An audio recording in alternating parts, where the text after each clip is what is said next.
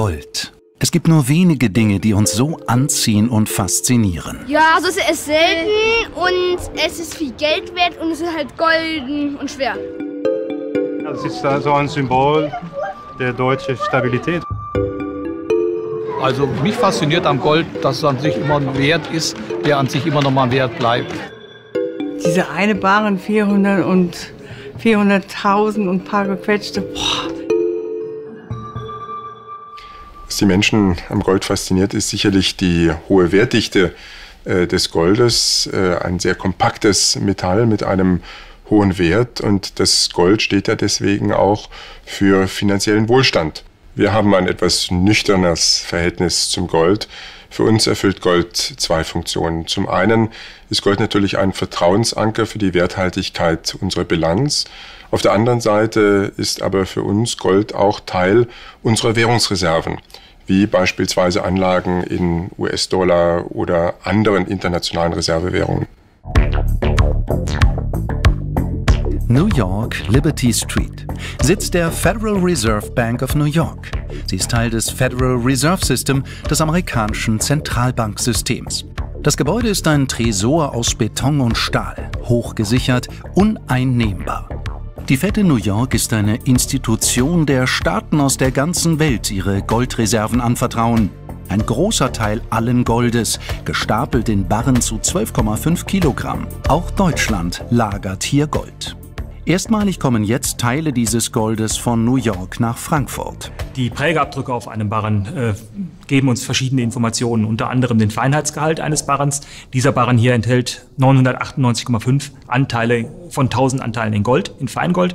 Daneben ist ein Siegelabdruck des Herstellers aufgeprägt. Das ist in diesem Fall das US Assay Office in New York. Daneben die Jahreszahl, die bezeichnet, wann der Barren hergestellt worden ist, in dem Fall das Jahr 1961. Und der Barren hat eine Nummer erhalten vom Hersteller, die M842 bei diesem Barren. Der Standardbarren wiegt 400 Feinunzen, das sind knapp 12,5 Kilogramm. Ein Barren entspricht aber auch noch dem Standard, solange er mindestens 350 und höchstens 430 Unzen wiegt. Somit ist jeder Barren ein Unikat. Noch bis vor kurzem lagerten in den Tresoren der Fed 45% der deutschen Goldreserven. Das Gold ist dort aufgelaufen, wo die Goldhandelsplätze waren, in der Zeit insbesondere London, New York. Dort waren dann auch die historischen Goldlagerplätze. Man hat das Gold dort belassen, wo man es letztendlich dann auch bekommen hat. Und es war die Zeit des Kalten Krieges, der möglichen Auseinandersetzung auf dem europäischen Kontinent. Und deshalb wurde seinerzeit entschieden, das Gold gleich im Ausland, möglichst weit westlich, möglichst viel Wasser dazwischen, also linksrheinisch und dann eben in London, in New York, aber auch eben in Paris zu lagern, um es sicher zu haben. Historisch sind die deutschen Goldreserven Ergebnis des Wirtschaftswunders nach dem Zweiten Weltkrieg. In dieser Zeit bis 1973 galt der sogenannte Golddevisenstandard. Das war ein System, in dem die Staaten Handelsüberschüsse entweder in Dollar oder Gold verrechneten. Da Deutschland schon damals deutlich mehr exportierte, fiel die Bilanz positiv aus.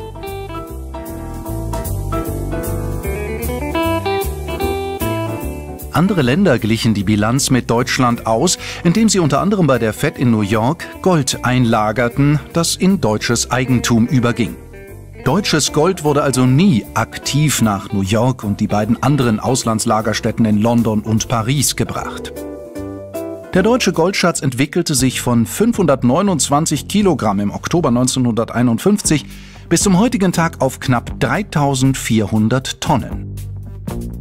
Es ist tatsächlich so, das deutsche Wirtschaftswunder wurde in Gold aufgewogen.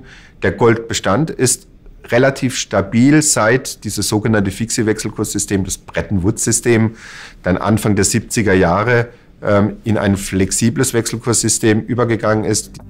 Frankfurt, New York, Paris und London. Zuletzt lagerte die Bundesbank das Gold an insgesamt 4 Orten.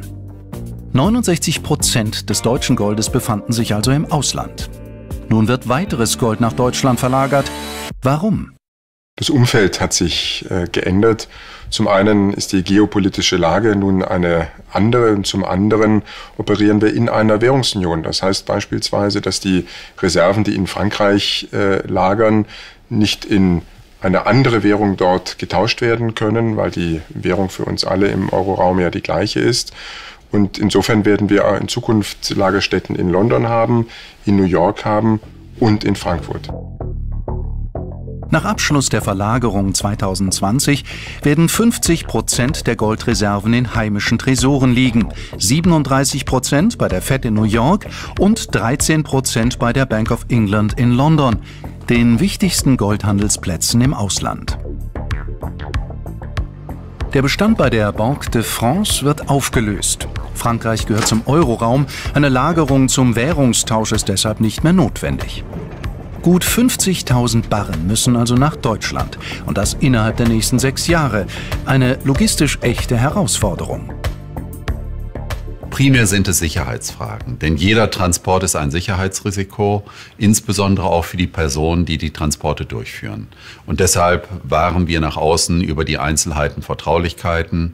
Aber da sind natürlich Kostengründe, die dahinter stehen, Versicherungsfragen, die dahinter stehen, eine Summe an Detailaufgaben, die bei Transporten mit diesem wertvollen Gut eben beachtet werden müssen. Feinheit 999,5, USA 1961. Die Barren, die bei uns sind, werden gewogen, sie werden geröntgt, sie werden mit Ultraschall geprüft, sodass wir wissen, welchen Anteil Gold in dem Barren drin ist, denn die Legierungen sind unterschiedlich. Wir haben Gold in einem Feinheitsgrad 995 auf 1000 Teile und höher. Und das ist der Standard, der unter den Notenbanken üblich ist. Und diesen Standard überprüfen wir, wenn Barren hier eingeliefert werden. Der Wert dieser Barren bemisst sich nicht zuletzt an der Knappheit von Gold. In der gesamten Geschichte der Menschheit wurden bislang nur rund 170.000 Tonnen gefördert. Würde das weltweit verfügbare Gold zu einem Würfel gepresst, hätte er eine Kantenlänge von nur gut 21 Metern. Von diesem Würfel gehören Deutschland zum Stichtag 31. Dezember 2014 3.384 Tonnen. Das größte Stück besitzt die USA mit 8.134 Tonnen. Die Goldreserven haben einen enormen Wert. Das ist das Gold der Deutschen. Und wir haben die Verantwortung, damit vernünftig umzugehen. Und diesem Auftrag kommen wir nach. Der Tresorraum der Bundesbank in Frankfurt. Die Lagerkisten sind Spezialanfertigungen. Hier hat das deutsche Gold sein neues Zuhause.